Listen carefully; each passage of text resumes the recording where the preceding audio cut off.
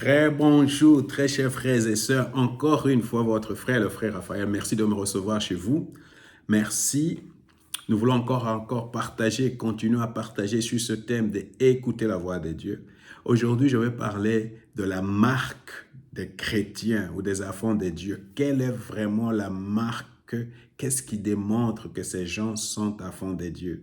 C'est un disciple de Jésus-Christ. Qu'est-ce qui montre vraiment?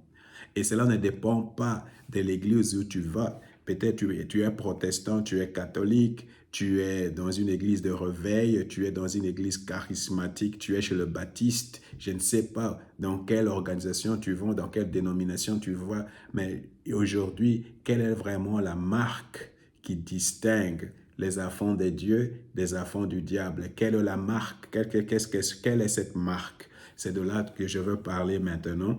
Mais avant, tu dois t'abonner. Abonne-toi et invite quelqu'un d'autre aussi à s'abonner. Partage la vidéo avec quelqu'un. Tu peux laisser un like. Alors, je veux lire Jean chapitre 10, versets 2 à 5. Et je vais lire aussi le verset 16. Je répète, Jean 2 à 5 et le verset 16. Alors, tu vas voir la marque. Qu'est-ce qui se distingue vraiment un chrétien d'un faux?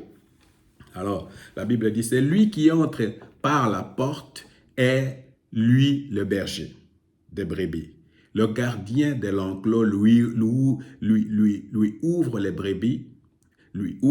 brebis, écoute sa voix.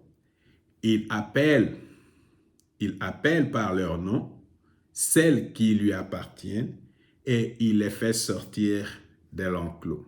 Alors, l'image ici, je ne sais pas si vous avez vu déjà, vous avez dit déjà le berger et ses brebis. Alors, ce que la Bible dit, alors lui vient, il y a un enclos et le berger vient et on l'ouvre, on ouvre parce qu'on sait que c'est lui le berger. Et quand il entre, il parle. Et tout à coup, il se met devant et tous les brebis sont en train de le suivre. Vous comprenez? Il se met. Alors, si tu es maintenant une brebis, tu vas suivre ton berger. Et qu'est-ce qu'il va utiliser? Il va utiliser le son de sa bouche, il va parler. Et tous les brebis vont reconnaître cette voix-là et vont suivre. Alors, et les brebis qui appartiennent à cet enclos-là, parce que souvent, qu'est-ce qui s'est passé souvent avant? On mettait à l'enclos les brebis de différents bergers. Il y avait beaucoup de brebis à un seul endroit et chaque berger venait pour sortir ses brebis. Chaque berger venait pour sortir. Alors les bergers qui appartiennent à tel berger reconnaissent leur berger par la voix. Alors, il appelle par leur nom celles qui lui appartiennent et il fait sortir de l'enclos. Quand il a conduit au dehors toutes celles qui sont à lui, il marche à leur tête et les brebis le suivent parce que sa voix leur est familière. Comment je peux connaître que c'est Dieu qui me parle? Cette voix m'est familière. Il n'y a pas longtemps, il y a quelqu'un qui m'a appelé du Nigeria, quelqu'un avec qui on avait vécu très longtemps au Nigeria, et puis on a vécu dans la même chambre et tout ça. Il m'a appelé tout de suite, j'ai reconnu sa voix. Quelqu'un m'a appelé du Canada avec qui on était tout de suite, j'ai reconnu sa voix. Alors, je ne sais pas pourquoi, parce que c'est une voix qui m'est familière. Ma femme, c'est une voix qui m'est familière. Mes enfants, c'est une voix qui m'est familière.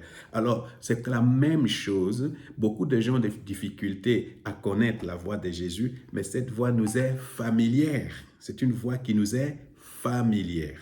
Alors, j'ai encore d'autres brebis qui ne sont pas de cet enclos. Celles-là aussi, il faut que je les amène.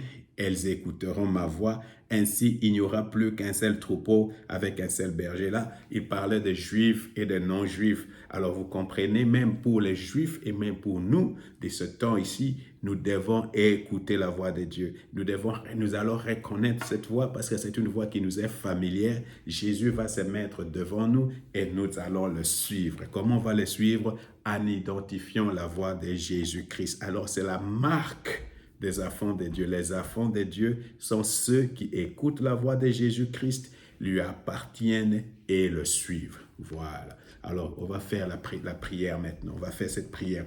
Ô Seigneur Jésus, je reconnais ton autorité et ton leadership. Seigneur Jésus, je reconnais ton autorité et ton leadership.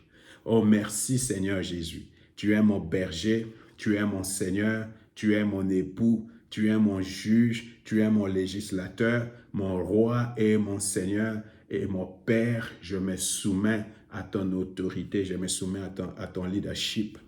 Je peux écouter ta voix et te suivre. Protège-moi des déceptions, des tromperies et fausses prophéties. Ouvre-moi les oreilles pour écouter et discerner, reconnaître ta voix pour que je te suive. Merci Seigneur Jésus. Amen.